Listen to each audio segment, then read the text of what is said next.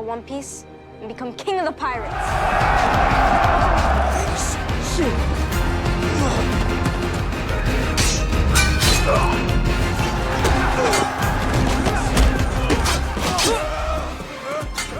Messes with my friends.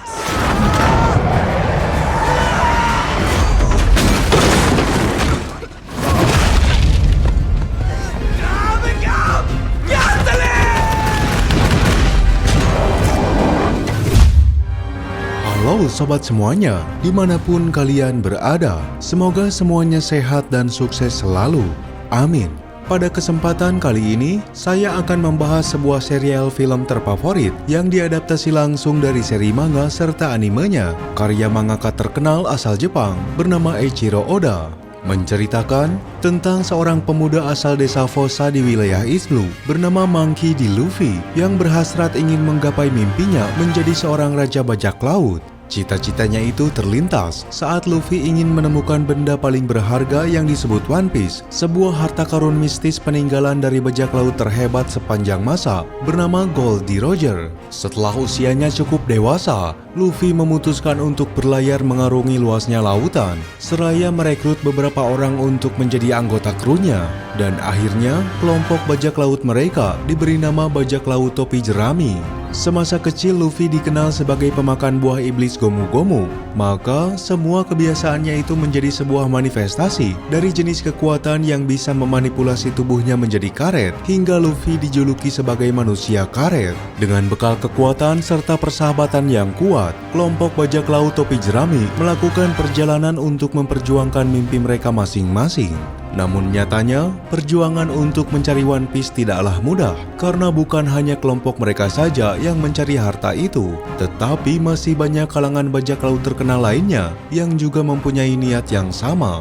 Bahkan dari petualangannya, Luffy serta kelompoknya juga harus diburu oleh angkatan laut pemerintah dunia. Maka tak jarang apabila mereka sering terlibat dalam pertempuran yang sangat epik. Lalu bagaimana kisahnya? Langsung saja kita simak alur cerita dari serial film One Piece Live Action.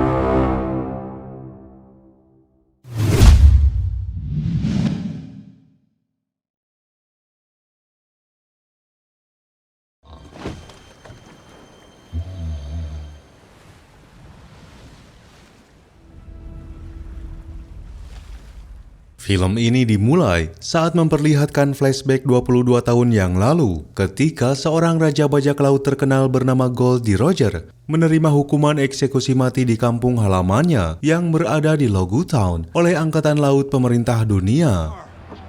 You have been sentenced to death. The so-called king of the pirates. Miscreants have sown havoc across our seas. Hukuman itu diberikan karena disinyalir Roger telah mengetahui misteri dari abad kekosongan yang sengaja disembunyikan selama 900 tahun lamanya oleh pemerintah dunia. Maka dari itu, pemerintah dunia memanipulasi keadaan dengan mencap bajak laut sebagai musuh terbesarnya, agar para generasi berikutnya tak ada yang sudi untuk mengikuti jejak profesi Roger. You brought this upon yourself. You take these off. Starting to itch. Namun tanpa diduga sebelum Roger tewas, dia memberikan sebuah pernyataan yang cukup menggemparkan bagi generasi berikutnya, yang nantinya akan mengubah dunia menjadi era baru bagi bajak laut sesungguhnya. Dalam pernyataannya itu, Roger menyampaikan bahwa dirinya sudah menyimpan harta karun terbesarnya di suatu tempat dan mempersilahkan semua orang untuk mencarinya. Now I'm bringing it to one and all. Peace shall be restored. My treasure is yours to find. Akhirnya, dari pernyataan Roger itulah yang memotivasi orang-orang untuk menjadi seorang bajak laut, termasuk Monkey D. Luffy, seorang anak laki-laki yang berasal dari desa Fossa di wilayah East Blue.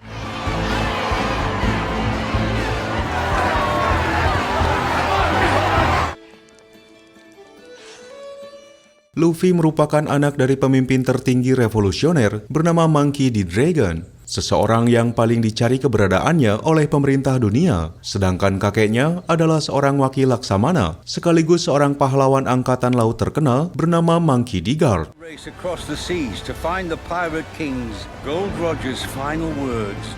Change the Sejak kecil, Luffy sudah menunjukkan cita-citanya yang ingin sekali menjadi seorang raja bajak laut. Hal itu terlihat ketika sekelompok bajak laut Akagami yang dipimpin oleh Shanks berlabuh di desa Fossa, tempat tinggal Luffy. Work fast as the breeze, man.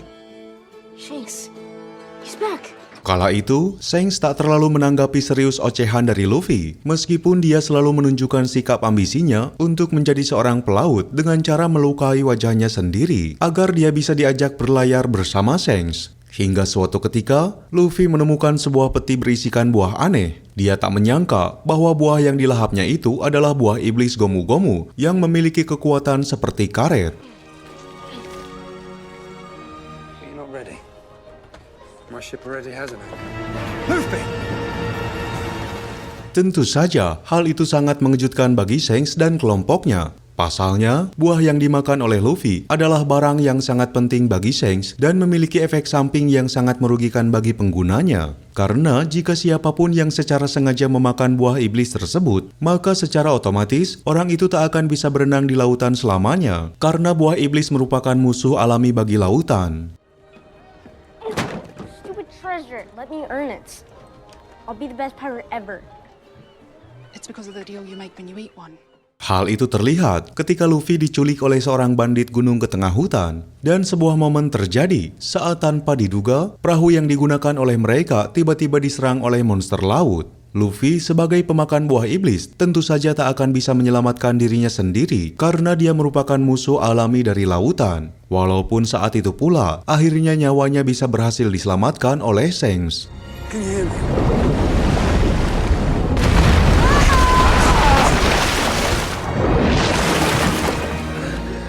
Meskipun begitu, Shanks dan Luffy masih berada dalam situasi bahaya. Akibatnya, lengan kiri Shanks menjadi korban amukan monster laut tersebut. Dari sinilah sebuah fakta terkuak, betapa mengerikannya kekuatan Shanks yang mampu mengusir monster laut tersebut hanya dengan tatapan matanya saja.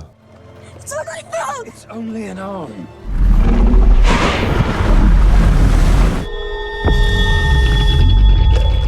Setelah insiden itu, Luffy mulai tersadar bahwa usianya masih belum matang untuk menjadi seorang bajak laut. Maka, Shanks menitipkan sebuah topi jerami kesayangannya agar bisa memotivasi Luffy menjadi seorang bajak laut terhebat suatu hari nanti. Dan jika kelak usahanya berhasil, maka Luffy diminta untuk mengembalikan topi jerami itu kepadanya. I'm gonna find the One Piece and become king of the pirates.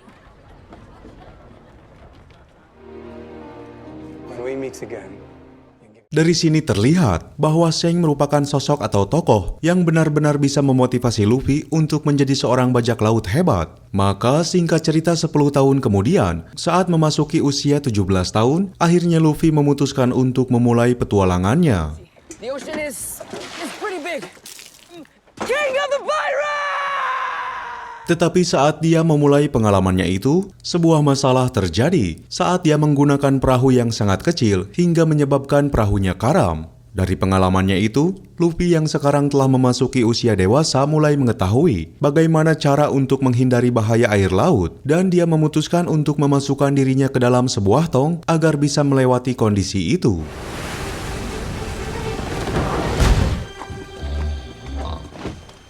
Tanpa diduga, tong tersebut mengarah ke sebuah kapal bajak laut yang dipimpin oleh seorang wanita bernama Alvida, yang ternyata dia memiliki harga buruan sebagai buronan sebesar 5 juta beri. Alvida adalah seorang kapten yang sangat kejam. Dia tak sungkan-sungkan melayangkan sebuah hukuman apabila ada salah satu krunya yang melakukan pembangkangan. Maka wajar apabila seluruh anak buahnya, termasuk seseorang bernama Koby, sangat takut kepadanya.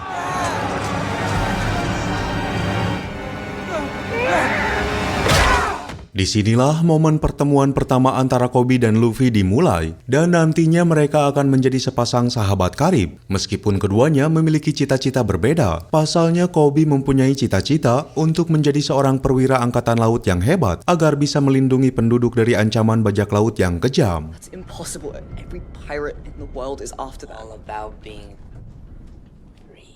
Namun saat Koby mengenal sosok Luffy, dia merasa ada sesuatu yang berbeda dari diri Luffy, yang tak nampak seperti bajak laut kejam yang dikenalnya selama ini. Luffy hanya memikirkan kebebasan serta niat tulusnya untuk mengarungi lautan Grand Line, supaya dia bisa menemukan harta karun One Piece. Did that, I never would have left my village to go find it. Even have to paint her toenails. Seketika Koby sangat terkejut dengan apa yang diutarakan oleh Luffy. Kemudian dia meminta agar Luffy bergegas meninggalkan kapal Alvida sebelum dia bangun dari tidurnya. Namun saat Luffy akan beranjak pergi, dia tak sengaja membuat keributan di dalam kapal, sehingga semua awak kapal serta Alvida terbangun. Dengan raut wajah penuh emosi, Alvida menuduh Koby telah bersekongkol dengan penyusup. Apalagi, sosok Luffy dituding sebagai sosok Roronoa, seorang pendekar 3 pedang sekaligus pemburu bajak laut. You're too scrawny to be Roronoa Zoro. Is that one of the CVs? Menanggapi hal itu, tentu saja Luffy menolak dengan segala tuduhan yang dilayangkan kepadanya. Dari sana, dia memperkenalkan dirinya, seraya menyatakan bahwa dia adalah calon raja bajak laut. Ucapan Luffy membuat Alvida geram. Bahkan tak hanya itu, Luffy juga mengolok-ngolok Alvida yang membuatnya naik pitam.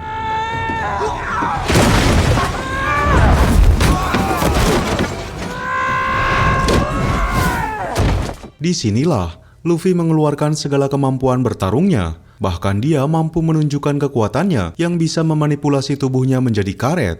Kejadian itu pun membuat semua orang tercengang, sehingga membuat anak buah Alvida ketakutan.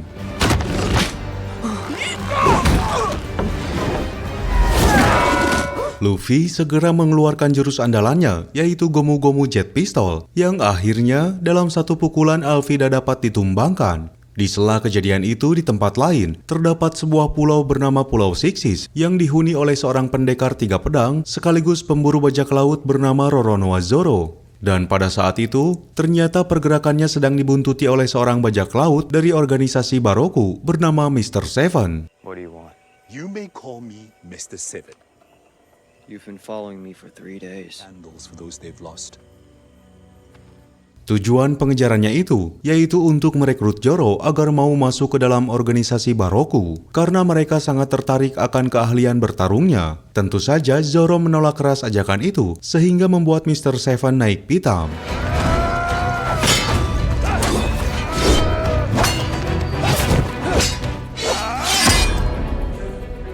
Mr. Seven dan Zoro langsung terlibat pertarungan sengit, tetapi kemampuan berpedang Zoro berada satu level lebih tinggi dari musuhnya, yang secara otomatis Mr. Seven dapat dikalahkan dengan mudah dalam satu ayunan pedang. Pasca kekalahan Alvida, Luffy mengajak Koby untuk ikut bersamanya mengarungi lautan. Di tengah perjalanannya itu, Luffy yang masih minim ilmu navigasi merasa bingung karena dia tak tahu arah menuju Grand Line. His face. I've never seen anyone stand up to her before. We have to be going somewhere, right? We are going so. Dengan segera, Koby memberikan gagasannya bahwa Luffy harus memiliki sebuah peta agar tujuannya dapat tercapai. Namun masalahnya, peta itu masih berada di sebuah wilayah Cell Town, tempat di mana pangkalan militer cabang Angkatan Laut ke-153 didirikan. Bahkan, pemimpinnya adalah seorang perwira marinir yang dikenal kejam dan korup bernama Kapten Morgan.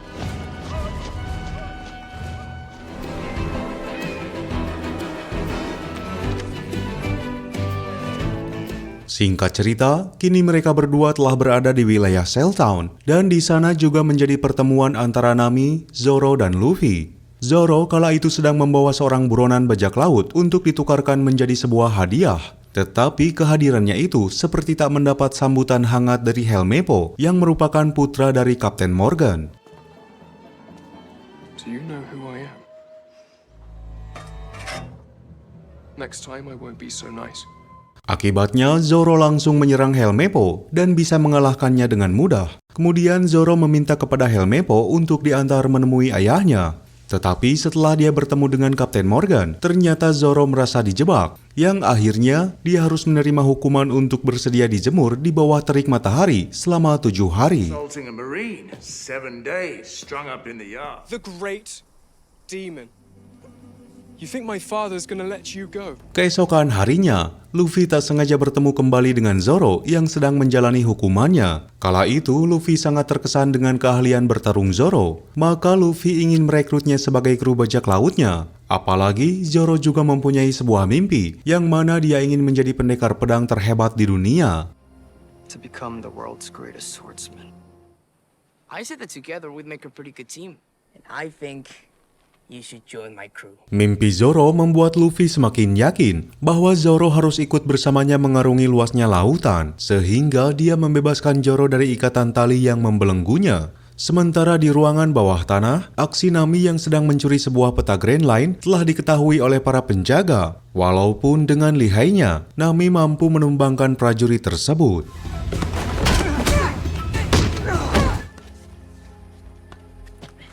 Saat situasi dirasa sudah aman, Nami melanjutkan kembali misi pencurian petanya. Tetapi lagi-lagi, aksinya itu dapat diketahui oleh Luffy, yang memang ternyata dia juga sedang memburu peta tersebut. Nami tak mau kehilangan peta itu, maka dia berusaha untuk mengikuti Luffy. Namun dalam perjalanannya, mereka tak sengaja berpapasan dengan Kapten Morgan. Dalam situasi sulit itu, Nami berusaha memalsukan identitasnya dengan mengklaim dirinya sebagai marinir yang sedang membawa tahanan. Alhasil, usaha Nami berjalan dengan sukses, bahkan dirinya bisa mencuri kunci ruangan pribadi Kapten Morgan. How'd you do that? Now all we have to do is figure out a way to get to Axeman's office. Oh, amazing. Admit it, we do make a pretty good team. Luffy sangat terkesan dengan kecerdasan Nami, hingga membuat dirinya ingin merekrutnya sebagai kru bajak lautnya, walaupun tawarannya itu mendapat penolakan. Kemudian Nami dan Luffy bergegas masuk ke dalam ruangan pribadi milik Kapten Morgan, yang diyakini bahwa di tempat itu terdapat peta Grand Line. I needed to eat. You do what you have to survive. Every idiot dreams of finding the One Piece. I'm going to find the map. Pretend you're not here. Setelah mencari ke setiap sudut ruangan, Luffy tak sengaja menyentuh sebuah senjata yang merupakan sebuah kunci untuk membuka ruangan rahasia. Dalam usahanya untuk membongkar brankas tersebut, tiba-tiba Luffy dan Nami dikejutkan dengan kedatangan Kapten Morgan. By the authority of the 153rd Marines! Luffy mengerahkan seluruh tenaganya agar bisa mengangkat brankas itu. Dalam kondisi terdesak, akhirnya usaha Luffy berhasil, walaupun dia sekarang ini menjadi incaran marinir. Luffy dan Nami mau tak mau harus siap bertempur dengan anggota marinir. Bahkan di tengah pertarungan mereka, tanpa sadar membuat Zoro ikut terlibat dalam pertarungan itu.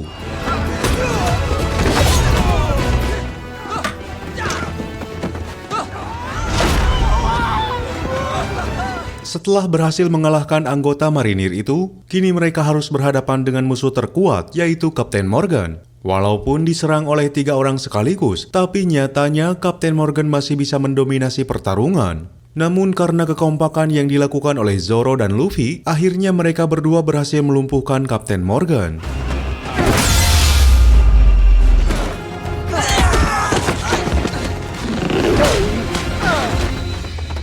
Kemudian, mereka bergegas secepat mungkin untuk pergi dari wilayah Shell Town. Karena kala itu, salah satu petinggi marinir yaitu Wakil Admiral Garp sedang menuju ke arahnya.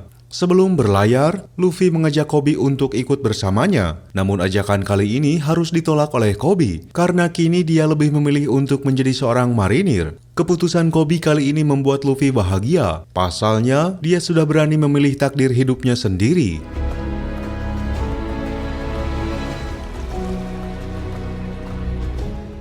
Saat dalam pelayarannya, ternyata Nami tak hanya mempunyai skill dalam mencuri berbagai barang, karena dia juga ahli dalam ilmu navigasi. Namun saat Luffy akan mengarahkan tujuannya ke Grand Line, tiba-tiba kapal mereka dihadang oleh sekelompok bajak laut yang dipimpin oleh Buggy.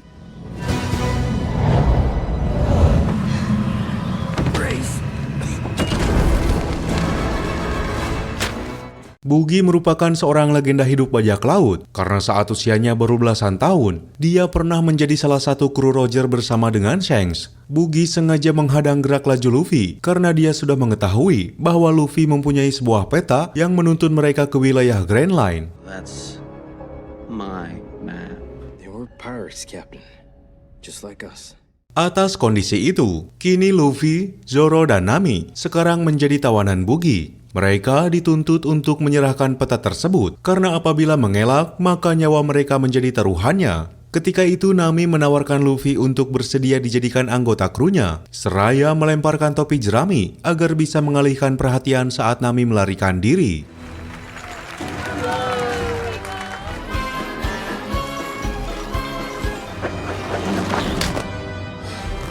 Namun saat berada di luar, Nami sangat terkejut bahwa kota Orange Town telah hancur lebur akibat serangan dari Boogie, dan orang-orang yang berada di sana adalah warga pribumi yang sudah menjadi tawanan. Oh my god.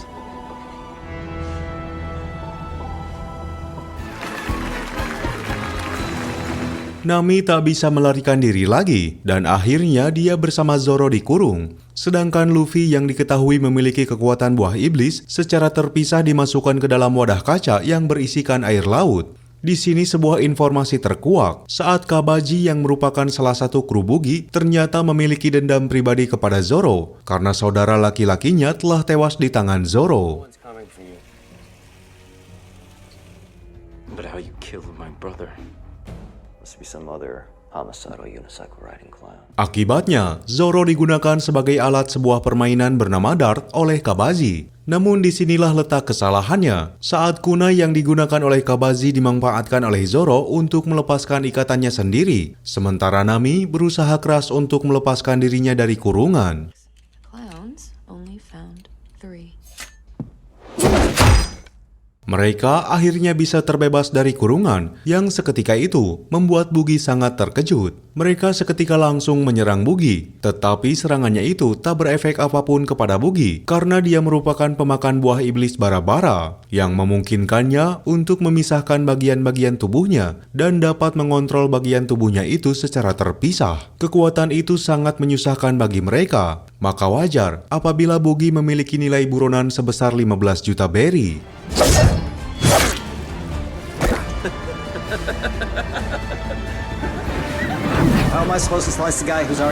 Di tengah pertempuran itu, tiba-tiba Nami memiliki sebuah ide untuk mengalahkan Boogie dengan cara memisahkan tiap-tiap bagian potongan tubuhnya agar bisa dimasukkan ke dalam sebuah peti. Boogie yang tak pernah menyadari rencana musuhnya itu sangat merasa santai dan tetap menyerang mereka secara bertubi-tubi.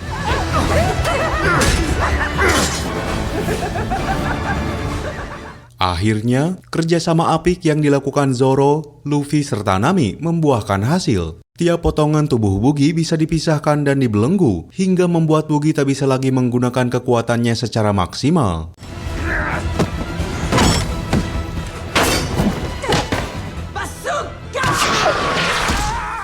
Sebelum meninggalkan kota Orange Town, Luffy terlebih dahulu membebaskan penduduk pribumi yang sebelumnya menjadi tawanan. Sementara di kota Selton, wakil Admiral Garp menemukan sebuah fakta bahwa Kapten Morgan telah diidentifikasi melakukan kejahatan korupsi hingga dia harus menerima hukuman eksekusi mati. Sedangkan Kobe yang sudah menjadi kadet marinir, sekarang dia akan berada di bawah tanggung jawab wakil Admiral Garp.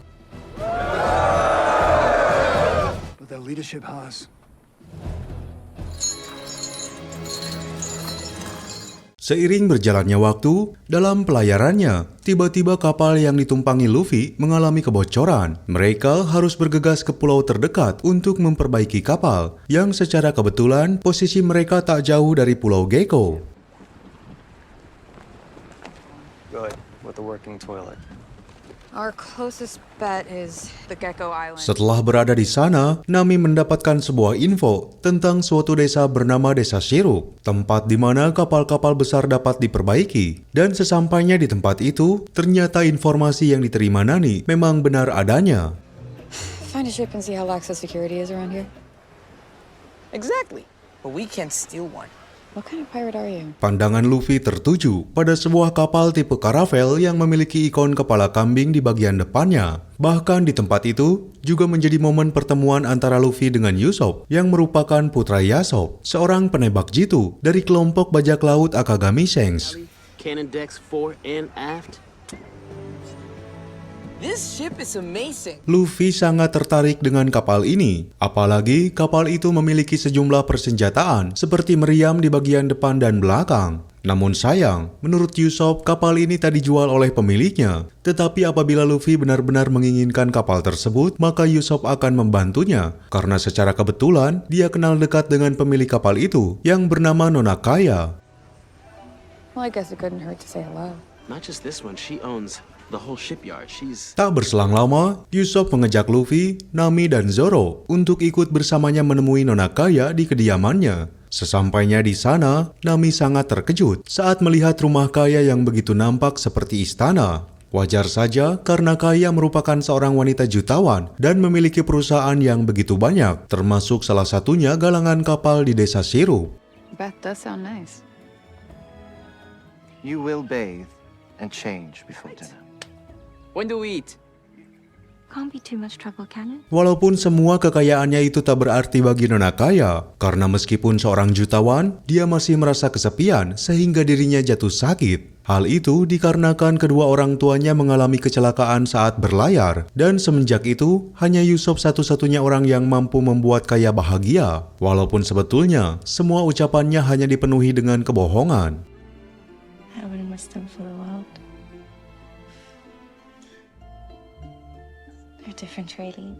Luffy, Nami, dan Zoro disambut hangat oleh Nona Kaya. Bahkan mereka juga diundang untuk makan malam bersamanya. Saat acara makan malam akan berlangsung, di sana Zoro seperti mengenali sosok Klahadore yang kala itu menjadi kepala pelayan bagi keluarga Nona Kaya. Condition necessitates that I closely monitor her dietary needs. That certain foods can affect your constitution. Setelah itu, Luffy terus mendesak Nona Kaya untuk menjual kapalnya, seraya mengutarakan mimpinya yang akan menjadi seorang raja bajak laut dan menemukan One Piece. Jelas saja, ucapan Luffy membuat Nona Kaya dan pelayannya merasa terkejut, sehingga menyebabkan kondisinya tiba-tiba semakin lemah. Now look what you've done. You've upset Miss Kaya. I should have known Usopp would bring riffraff to our doorstep. Tak berselang lama, salah satu pelayan Nona Kaya bernama Mary sebagai penanggung jawab keuangan sedang menunggu kehadiran Klahadore di sebuah gudang. Tujuannya yaitu untuk menghentikan ambisi Klahadore yang ternyata secara diam-diam dia ingin menguasai perusahaan galangan kapal. And I won't let anyone take advantage of her. I would still like to discuss the matter with Miss Kaya. Mary belum menyadari bahwa orang yang dihadapinya itu bukanlah orang sembarangan, karena sebetulnya Klahadore merupakan seorang kapten bajak laut Black Cat dengan nama asli Kuro yang memiliki harga buronan sebesar 16 juta berry. Akibatnya Mary tak bisa meloloskan diri hingga dirinya dapat dilumpuhkan dengan mudah. Kondisi Mary yang sudah tak bernyawa akhirnya ditemukan oleh Usopp saat dia sedang menemani Zoro untuk mencari minuman di gudang tersebut. Dari sanalah kecurigaan Zoro terhadap Klahadore terungkap bahwa nama Klahadore ternyata hanyalah nama samaran untuk menutupi identitas aslinya sebagai Kuro. I knew I'd see your face somewhere. Zoro kemudian berduel dengan Kuro yang memiliki kekuatan dalam hal kecepatan, sampai Zoro merasa tak berdaya. Bahkan dalam pertarungan itu, dua orang pelayan yang membantu Kuro bernama Sham dan Buchi ternyata sama-sama merupakan anggota bajak laut Black Cat. Kemudian Usopp yang melihat insiden itu merasa ketakutan, tapi akhirnya dia masih bisa meloloskan diri.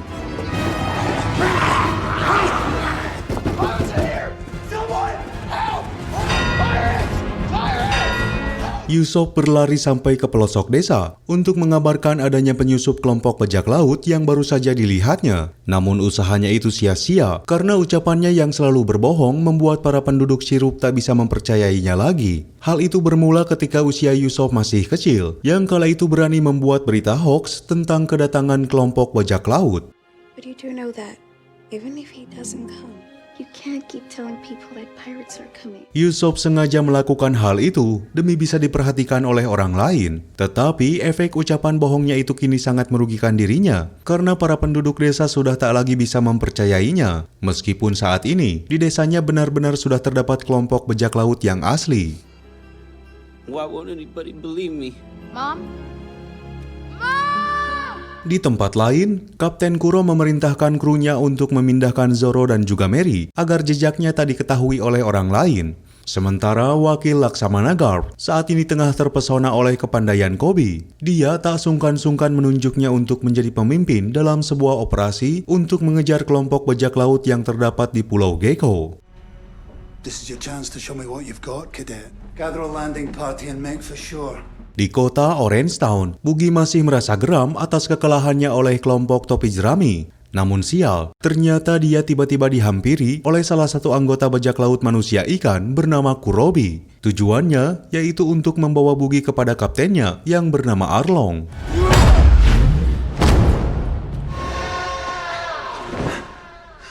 Arlong merupakan kapten dari bajak laut manusia ikan yang dikenal sangat membenci manusia biasa. Bahkan dia mengatakan bahwa makhluk manusia ikan adalah makhluk paling mulia.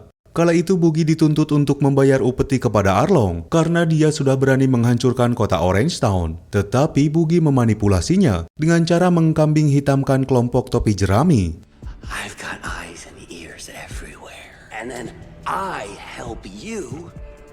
An excuse for humans. Tak berselang lama, para kadet marinir yang ditugaskan oleh wakil Admiral Garp telah berada di desa Sirup. Dan di sana juga menjadi pertemuan antara Koby dengan Usopp. Kala itu Usopp meminta agar para kadet membantunya untuk menangkap sekelompok bajak laut Black Cat pimpinan Kapten Kuro. Mendengar nama itu, Helmeppo merasa terkejut karena yang dia tahu dahulu Kapten Kuro telah tewas dieksekusi oleh ayahnya. My father, Axehand Morgan, killed him years ago. But I'm telling the truth, Klahadore is a pirate. Di saat yang sama, secara tak sadar, dia mendengar bahwa Koby tengah mencari sosok Luffy. Dan secara kebetulan, kala itu Usopp mengenalnya. Kemudian dengan segera Usopp mengajaknya ke kediaman Nona Kaya.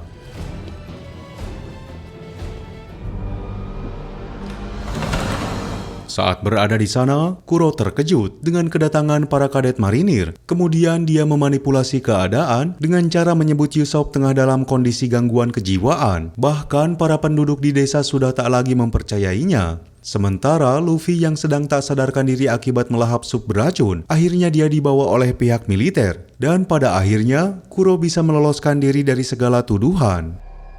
You do have your fugitive in hand after all. You know they're just like us. The older they get, the more they crave. I really must return to my duties. Usaha Usopp untuk mencegah aksi Kuro terasa sia-sia. Mau tak mau dia harus menemui Nona Kaya agar nyawanya tak terancam. Namun sial, apa yang dia ucapkan mengenai kebenaran tentang sosok Kuro, tak satupun orang yang mempercayainya. Bahkan apa yang dia tuduhkan itu membuat Nona Kaya membenci Usopp. You gotta listen to me.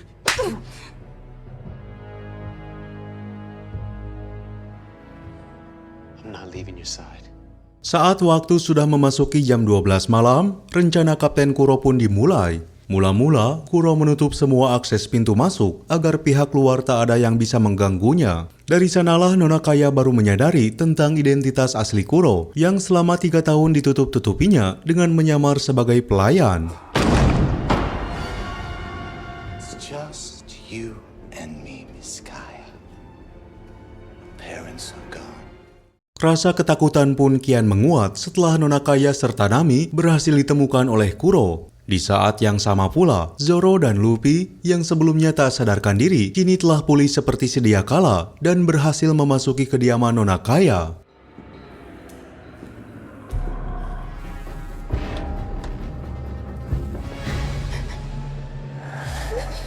Dari sanalah duel antara Luffy dan Kuro dimulai. Luffy merasa percaya diri bahwa musuhnya kali ini merupakan musuh yang lemah. Tapi saat pertarungan itu berlangsung, Kuro memperlihatkan kekuatannya yang mampu menghilang dengan cepat. Really think you could get the best of me? Awalnya Luffy sangat kewalahan, namun tak berselang lama Luffy mengetahui cara untuk menumbangkan musuhnya itu, yaitu dengan memanjangkan tangannya ke segala arah, hingga akhirnya usahanya pun berhasil.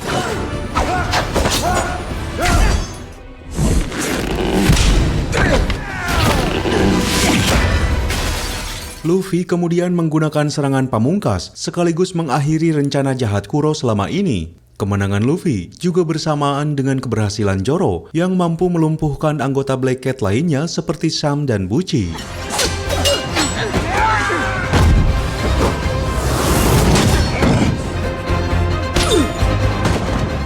Setelah mampu menyelamatkan Nona Kaya, kelompok topi jerami akhirnya mendapatkan sebuah kapal yang saat itu Luffy idamkan. Hingga dia menamakan kapal tersebut dengan nama Going Merry, sebuah nama untuk mengenang kebaikan Merry.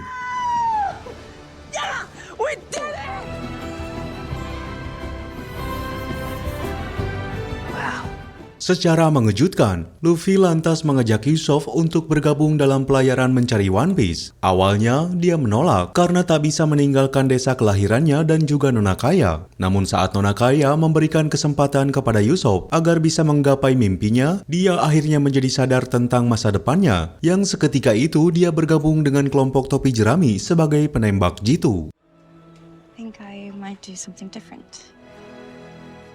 What about Kaya? Beberapa menit kemudian, setelah kelompok topi jerami meninggalkan pelabuhan, di tengah perjalanan tiba-tiba kapalnya diserang oleh pasukan marinir yang dipimpin oleh wakil Admiral Garp. Luffy sangat terkejut bahwa kini dia sedang diburu oleh kakeknya sendiri, sehingga informasi itu membuat awak kapalnya menjadi panik.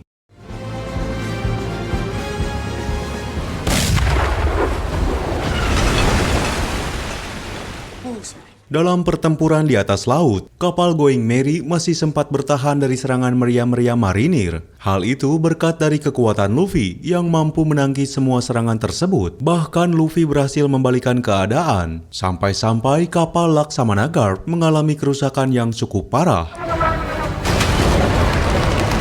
Please, lower your sails and submit to my... Lalu Nami segera memanfaatkan kondisi itu dengan cara membelokkan arah kapalnya agar bisa memasuki wilayah berkabut. Dari sanalah pada akhirnya kelompok topi jerami bisa meloloskan diri dari kejaran pasukan angkatan laut. Marines, we're under attack. Let's disappear. Namun saat berada di wilayah berkabut, ternyata pelayarannya menjadi tersesat. Tapi itu tak berlangsung lama, pasalnya insting penciuman Luffy terhadap aroma makanan sangatlah tajam. Hingga akhirnya, mereka berhasil keluar dari wilayah kabut tebal dan kini berada di wilayah lautan East Blue, yang saat itu terdapat sebuah restoran terapung bernama Barati.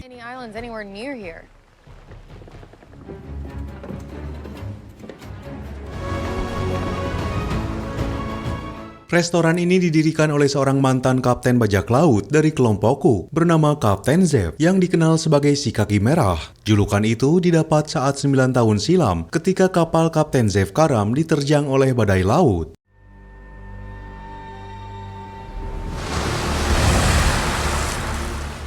Dari insiden itu, hanya Kapten Zeff dan Sanji kecilah yang mampu selamat, sementara semua krunya telah tewas. Zeff dan Sanji terdampar di sebuah pulau kecil dengan perbekalan seadanya. Dalam masa-masa kelaparan itu, Sanji merasa iri karena dia hanya diberikan stok makanan dalam jumlah yang sangat kecil.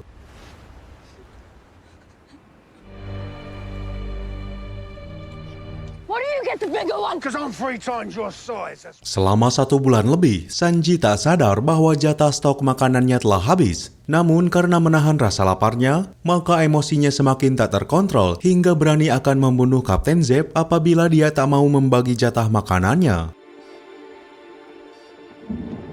You still have some food. You gotta give me some.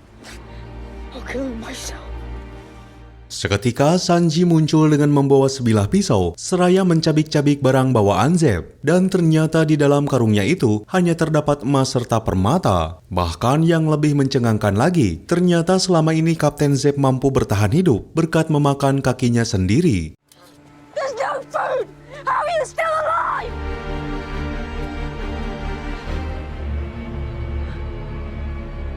Setelah mengetahui hal itu, Sanji baru saja menyadari bahwa dirinya selama ini telah diselamatkan oleh Kapten Zeff. Apalagi dia sampai mengorbankan bagian anggota tubuhnya sendiri untuk dijadikan bahan makanan.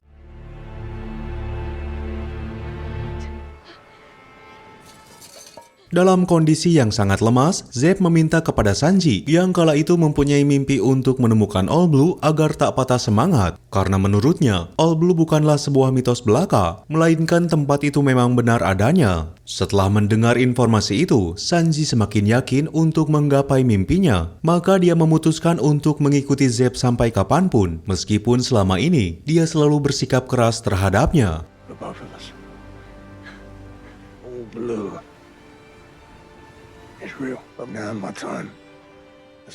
Perdebatan panas di antara mereka membuat Sanji terpaksa diturunkan jabatannya dari koki menjadi seorang pramusaji. Dari sanalah pertemuan awal kru topi jerami dengan Sanji dimulai saat Luffy bersama dengan kelompoknya memesan makanan yang begitu banyak. Namun saat tagihan makanan itu datang, Luffy tak bisa membayarnya. Dan mau tak mau, Luffy harus bekerja menjadi seorang pencuci piring di restoran Baratie selama 1 tahun. You can add it to my treasure chest. You seem to be confused about the rules of the house. Pay off your debt, washing dishes. Saat berada di dapur, Luffy sangat merasa terkesan dengan sifat baik Sanji karena dia tak memilah-milah seseorang apabila orang tersebut sedang dalam keadaan lapar. Hal itu memaksa Luffy untuk merekrut Sanji ke dalam krunya, sekaligus menjadikan Sanji sebagai koki kapal. You're not only a good cook, you're a good guy. I don't really do complicated either. If Seth doesn't appreciate you, Di saat yang sama, Wakil Admiral Garp masih belum bisa memburu Luffy karena kapalnya sedang dalam masa perbaikan. Maka dari itu, dia meminta bantuan kepada salah satu dari 7 panglima perang laut atau Shichibukai yang bernama Dracul Mihawk agar dia bisa memburu Luffy yang diyakini saat itu berada di kawasan Sambas East Blue. What can I do for you, Vice Admiral? I have a request for you. Mihawk, did I catch you in the middle of something? East Blue. Sambas region. Mihawk merupakan seorang pendekar yang bergelar sebagai pendekar pedang terhebat di dunia. Kekuatannya sangatlah besar, bahkan dalam satu ayunan pedang saja, dia mampu menenggelamkan kapal dengan mudah. Maka dari itu, pihak Angkatan Laut lebih baik memilih bersekutu dengannya agar bisa menghindari permusuhan serta kekuatan besarnya tersebut. Alive, by any means necessary. Piques my interest. Where am I headed? Sesampainya di Baratie, dengan sigap Usopp mengajak Mihawk untuk bertemu dengan Luffy. Walaupun dia tak sadar bahwa kala itu Mihawk sedang menjalankan tugasnya untuk memburu kelompok topi jerami. Seketika pertemuan itu langsung memanas karena ternyata Zoro sangat mengenali sosok Mihawk. It's an honor to finally meet you, sir. Thank you. If you know what's good for you, you'll hand him over. Kemudian Zoro menantang Mihawk untuk berduel agar dia bisa mengalahkannya dan berhak memegang gelar sebagai kesatria pedang terhebat di dunia. Meskipun hal itu sangat berisiko tinggi karena Zoro harus mempertaruhkan nyawanya sendiri. Kemudian saat melihat kejadian itu, Nami segera menyuruh Usopp agar secepatnya memanggil Luffy supaya bisa menghentikan niat Zoro untuk melawan Mihawk. Will you please do something? I promised to someone a long time ago to be the world's greatest swordsman. Tell your first mate he's going to get himself Tell your killed. navigator to butt out. Namun Luffy tak bisa menghentikannya. Pasalnya, ini merupakan impian Zoro agar bisa menjadi pendekar pedang terhebat di dunia, sekaligus memenuhi janji dari mendiang sahabat kecilnya. Pagi harinya, duel antara Zoro dan Mihawk pun dimulai. Saat itu Mihawk hanya menggunakan sebuah pisau kecil saja untuk melawan Zoro. Karena walaupun begitu, tetap saja Zoro tak bisa melawan Mihawk karena skill level keduanya sangatlah jauh berbeda.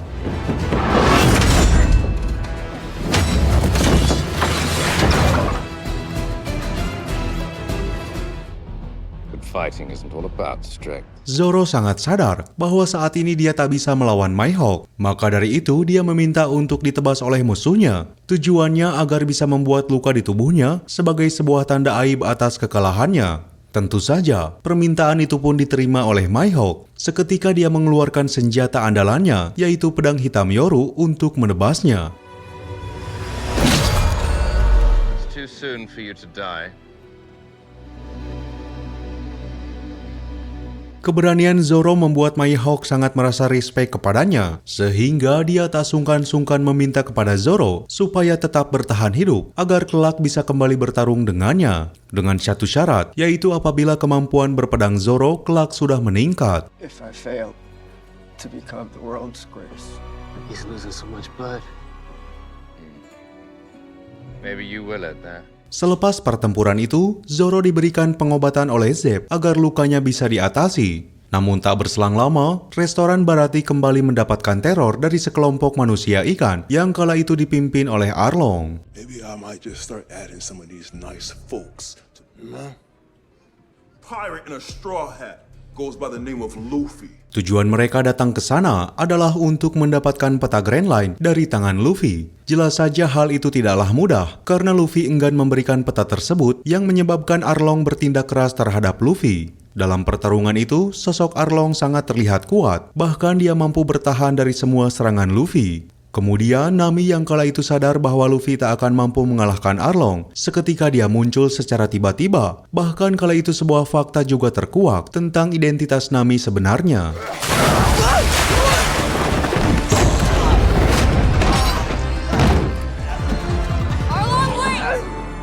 Ternyata Nami adalah seorang petugas navigator dari kelompok bajak laut Arlong. Tanda itu jelas terlihat dari lengan kiri Nami. Kenyataan itu membuat Luffy sulit untuk percaya bahwa sebetulnya selama ini Nami hanya memanfaatkannya hanya demi untuk bisa mencuri peta Grand Line. Let the sea do it for you. That's because you only believe what you want to believe.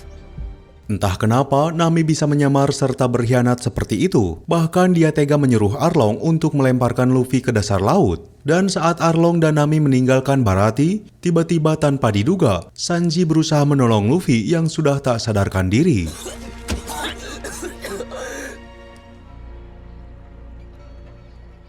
Saat itulah Luffy tersadar dan mempunyai insting bahwa Nami saat ini sedang dalam keadaan tertekan. Maka dia lebih dahulu memprioritaskan misinya untuk menyelamatkan Nami sebelum mereka memutuskan untuk melanjutkan pelayaran ke Grand Line. I know what to say now, and it's so simple. And maybe I will lose you too. Those fisherman guys were tough. Niat bijaksana Luffy juga membuat Zoro tersadar dari pingsannya. Bahkan saat itu, dia juga mensupport keputusan Luffy, seraya bersumpah bahwa dia akan setia kepadanya sampai titik darah penghabisan. Thought we were going after the One Piece. We are. The great Captain Usopp. It's alive! Di saat yang sama, Zeb sedang merenungi tentang usaha restorannya yang hancur akibat ulah dari kelompok bajak laut Arlong. Kemudian Sanji muncul untuk membereskan tempat itu. Namun tindakan baiknya malah membuat Zeb merasa geram saat dia melihat Sanji yang selalu menolak untuk menjadi seorang pramusaji. Dari perdebatan itulah, Sanji memutuskan untuk bergabung dengan kru topi jerami. Terlebih kala itu, Luffy memang sedang membutuhkan seorang koki. Fine! It's one thing to have a dream, it's another to go after it. Niatan Sanji itu ternyata diam-diam membuat Zeb merasa bahagia. Pasalnya, keputusan yang dipilih Sanji untuk bergabung dengan kru topi jerami sangatlah tepat. Bahkan impian Sanji untuk menemukan All Blue akan semakin terbuka. Yeah! Yes, we do!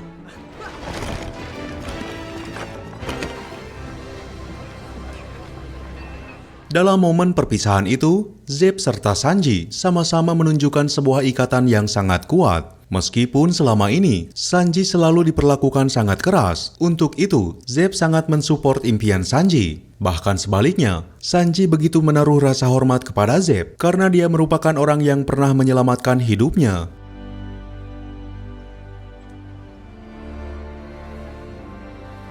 Thank you for putting up with my shit all these years, old man. Saat mereka mulai berlayar, kru topi jerami sedikit mengalami hambatan, yang mana mereka mulai kebingungan dan tak tahu kemana mereka harus mencari Nami. Namun Luffy sudah mengantisipasi akan hal itu saat dia memanfaatkan informasi dari potongan kepala bugi yang ditinggalkan oleh kru bajak laut Arlong.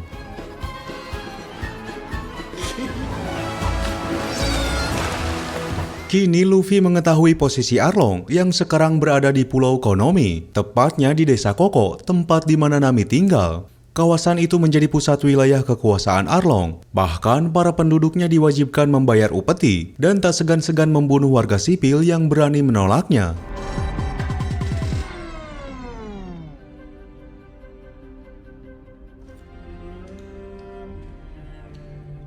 Hal itulah yang membuat Nami tertekan dan secara terpaksa dia memutuskan untuk bergabung dengan kru Arlong sejak dia berusia masih kecil. Hal itu dia lakukan hanya demi bisa mengumpulkan uang sebesar 100 juta berry sebagai persyaratan agar penduduk di desanya bisa merdeka.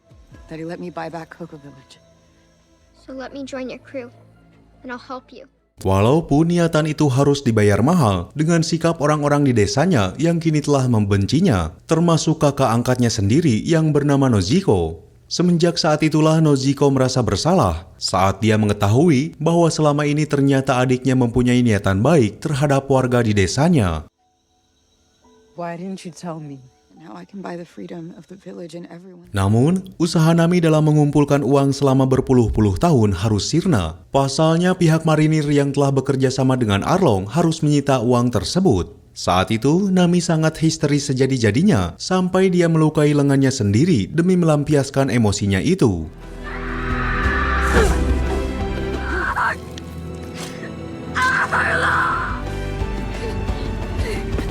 Saat itulah Luffy muncul untuk menenangkan Nami. Dalam kesedihannya, Nami meminta bantuan kepada Luffy agar bisa menolongnya. Dan singkat cerita, pada pagi harinya, kelompok topi jerami telah berada di wilayah Arlong Park yang merupakan basis kekuatan musuh.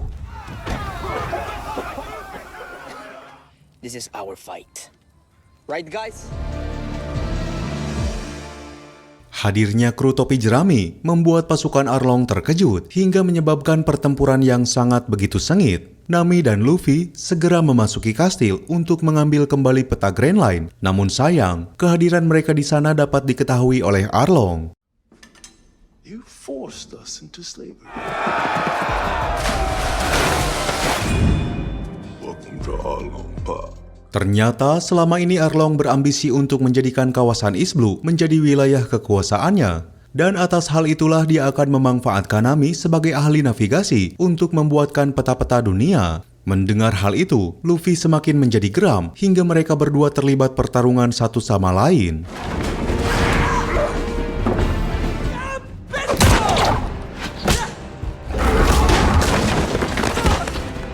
Di arah luar, Zoro dan Sanji saling menunjukkan keahliannya sebagai orang terkuat kedua di kru topi jerami. Hingga pada akhirnya mereka bisa melumpuhkan pasukan Arlong yang sangat begitu kuat. Sementara Usopp membuat suatu rencana agar bisa melumpuhkan salah satu musuh yang mengejarnya.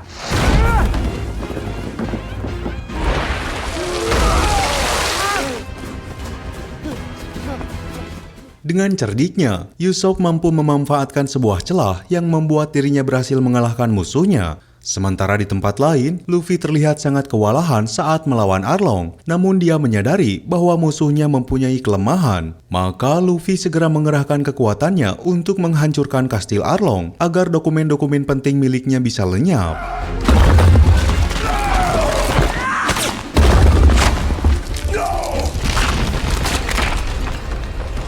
Kini pertahanan Arlong menjadi terbuka, dan dengan satu tendangan keras, akhirnya Luffy bisa mengalahkan Arlong, yang secara otomatis desa Koko terbebas dari penjajahan. Kemudian, selepas kemenangan tersebut, semua warga dan kelompok topi jerami mengadakan pesta, seraya meluapkan kebahagiaannya.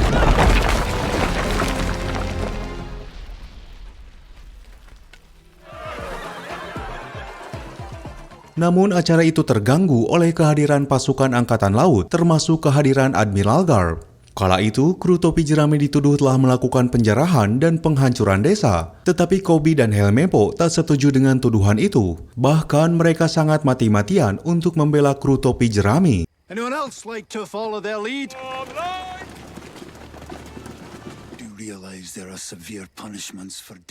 Koby dan Helmeppo sangat menyadari bahwa tindakan mereka akan menghancurkan karir militernya. Namun mereka tetap dalam pendiriannya untuk membela kelompok topi jerami dan meyakini bahwa Luffy tak mungkin melakukan kejahatan. Dari sanalah Admiral Garp mengajak Luffy untuk berbicara empat mata. Tapi ternyata pembicaraan mereka itu justru menyulut emosi dan mengakibatkan mereka bertempur. Fighting me your entire life.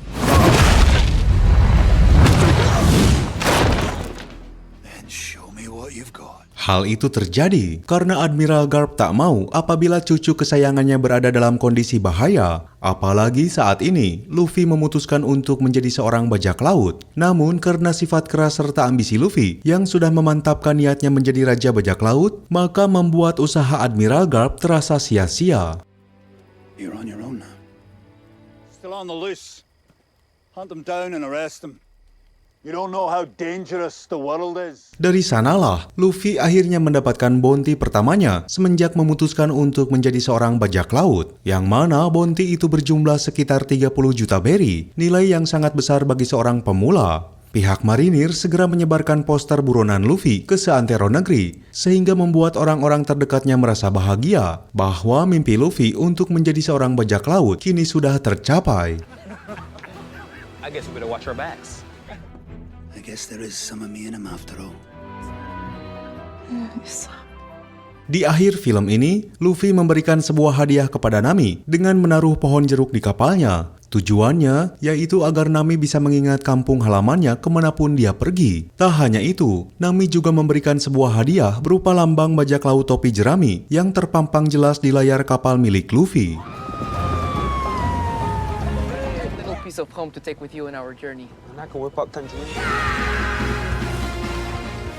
Hadiah itu membuat Luffy terkesan, sehingga dia memutuskan untuk membuat sebuah ikatan dengan seluruh krunya untuk saling menjaga mimpinya masing-masing. Dan secara otomatis, kini Luffy telah resmi membentuk kru bajak lautnya agar bisa membantunya mencari harta karun One Piece. Hingga dengan ini pula, serial film ini pun akhirnya berakhir.